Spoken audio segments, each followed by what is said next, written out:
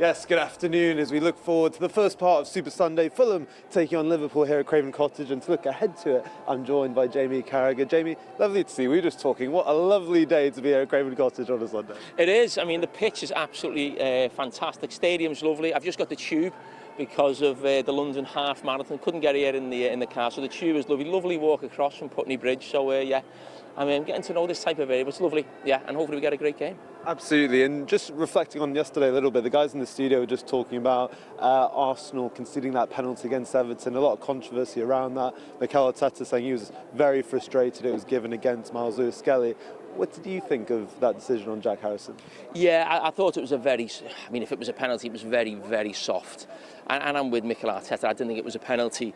I mean, when I first saw it, I thought it was a penalty, and I could understand the referee giving it in some ways, because it was a bit of a mess from Arsenal. I think the centre-back, Kivior, leaves the ball to bounce. Lewis-Skelly gets himself just caught up with Harrison. It looks like a bit of a tangle.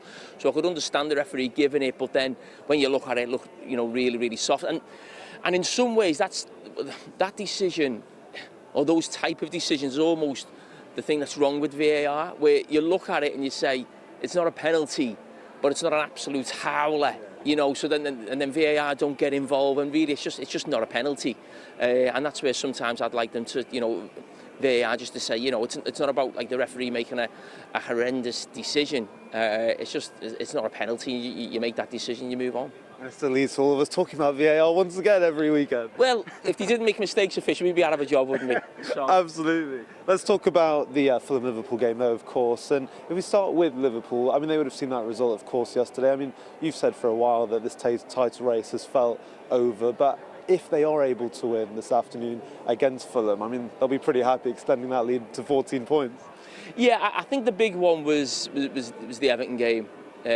Midweek on the back of Arsenal playing before Liverpool and winning, and Liverpool's sort of last couple of games not going great, really. So I don't think it was so much the points difference between the two teams. It was almost to have Liverpool's legs fallen off, or they sort of going to sort of limp across the line, or could Arsenal catch them? But I think the fact that they beat Everton, big Merseyside derby, I think that just gave everyone the confidence that Liverpool will go on and win this league. Now, I didn't feel that Arsenal would win at Goodison. I didn't actually feel Liverpool would win here today. I thought it would be a weekend where both teams drop points. So up until now, I'm right on 50%, and that we'll see how today's game goes. But listen, Liverpool have won the league. I think everybody knows that now. And I think if you're an Arsenal supporter, Arsenal player or coach, the focus has to be on the Champions League. Absolutely. But with the title race, Jamie, I mean, can you just put what Liverpool are doing into context with, over the last 5, 6, 7 years, we've seen title races 1 point, 3, 4 points difference between first and second.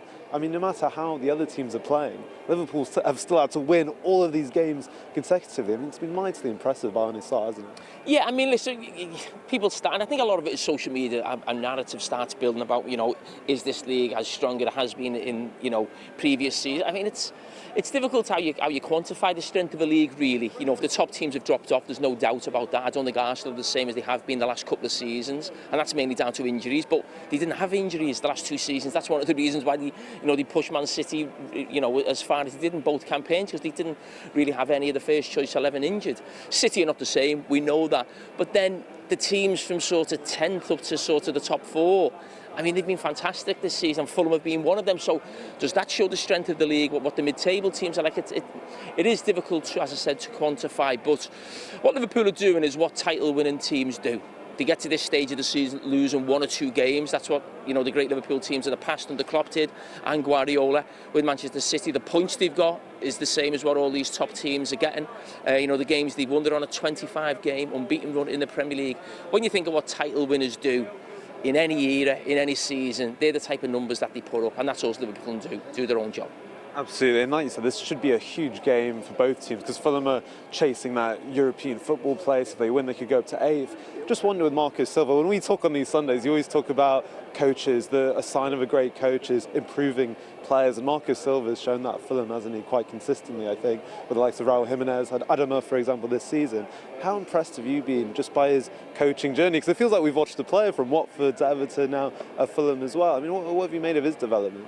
I think he's a brilliant coach, Marco Silva, and I think, I'm not trying to get him out of Fulham, but I mean, I do think, you know, if you're talking about maybe a step up for a team who really believed he could make Champions League positions, I think Marco Silva was definitely a coach that you would look at.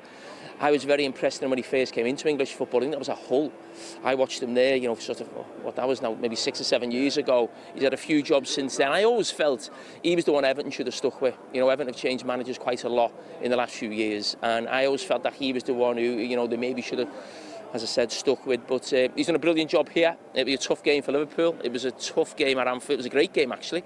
2-2. I think Liverpool down to 10 men. Andy Robertson going off in the first half. But, you know, Fulham really pushed them, as they have done with most teams this season. Just to ask you a few about the second part of Super Sunday, if you don't mind, Jamie, the Manchester derby. It feels like this derby has been dominated by the news of Kevin De Bruyne announcing he's leaving the club at the end of the season. Just for you, where does he rank in Premier League grades? Does he make your all-time kind of Premier League excitement? Just talk to me about his legacy that he'll leave in the Premier League. For me, he's been the best player in the Premier League for the last 4 or 5 years. I think, besides Thierry Henry, the best foreign player we've seen in the Premier League, I would go as far as to say that he would get in my all-time Premier League 11. I might get asked that tomorrow on Monday Night Football, or where we're going to rank midfield players, but he's one of the greatest players we've ever seen, you know, grace our shores and play in our league, and not just, you know, the Premier League, you know, going back, you know, how long, you know. And I think when Liverpool and Man City were head-to-head, going for league titles, it felt like 4 or 5 seasons, he was the difference. Liverpool could match Manchester City, I think, in every other area, but that position in terms of an attacking midfield player. And I always felt when Manchester City just got the edge by a point or two, Kevin De Bruyne was the difference. Absolutely. I mean, a great tribute there. Second best ever foreign player to grace the Premier League. Just the Manchester derby itself, I mean, how are you feeling for both sides? I mean, of course, City chasing that Champions League spot. Manchester United doesn't feel like there's loads to play for in the league with the Europa League on the side, but can Ruben Amorim salvage anything for next season with these remaining games? Well, Manchester United have done well in the bigger games, but I think that's the nature of the system that he plays. I sometimes think it can be hard to break down, you know, when someone's got a back 5 and a 4 in front, because when they're playing the bigger teams, they're not as good as them, so they take the role of the underdog, if you like. So people say, well, why do United get better results against the bigger teams? It's almost, you know, creating this narrative that they don't put enough effort in against the lesser opposition, but it's just a completely different game.